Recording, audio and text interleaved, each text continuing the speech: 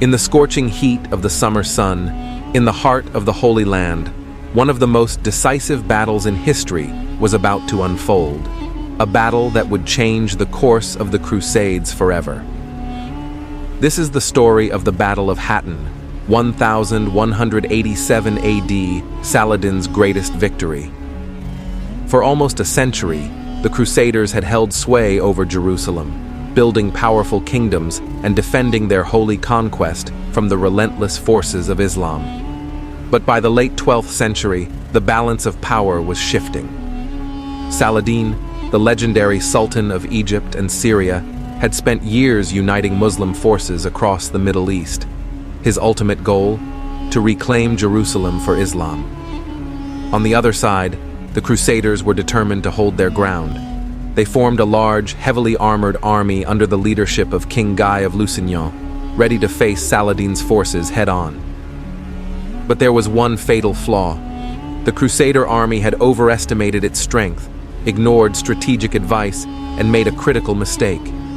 They marched out of their fortifications, far from their supply lines, and into the unforgiving desert.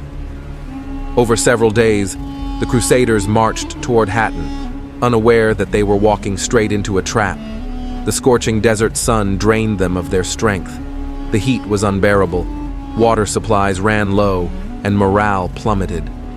Meanwhile, Saladin's forces were watching from a distance, biding their time, fully aware of the Crusader army's vulnerability.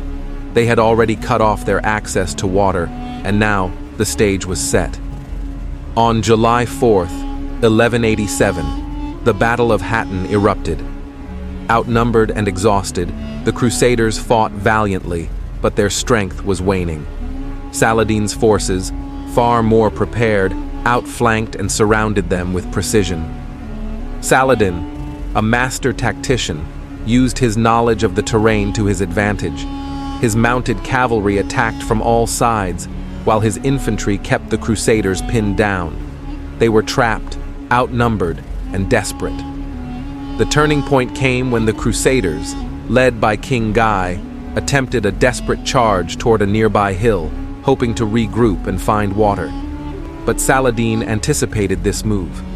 His forces blocked their escape, crushing any hope of survival. By the end of the day, the Crusaders were broken. Thousands lay dead, and hundreds more were captured. Among them, King Guy himself was taken prisoner. Saladin's victory at Hattin was absolute. The Crusader forces were decimated, and the way to Jerusalem was wide open. In the aftermath, Saladin treated his prisoners with unexpected mercy. Unlike many conquerors of his time, he offered them ransoms and safe passage home. Saladin's mercy contrasted with his military genius, and it cemented his place as one of history's great leaders.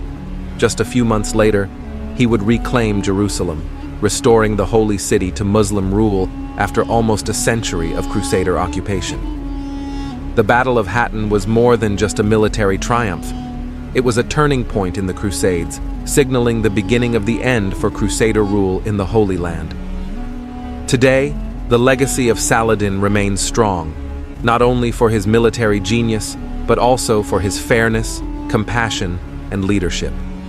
The Battle of Hattin is remembered as the moment Saladin's greatness was solidified, changing the course of history.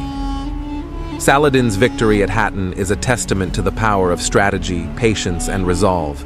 And though the battle was fought long ago, the lessons learned from that day still echo through time. Thank you for watching. If you enjoyed this deep dive into one of history's greatest battles, don't forget to like, subscribe, and hit the notification bell for more epic historical stories. Which historical battle would you like to see explored next? Leave your thoughts in the comments below.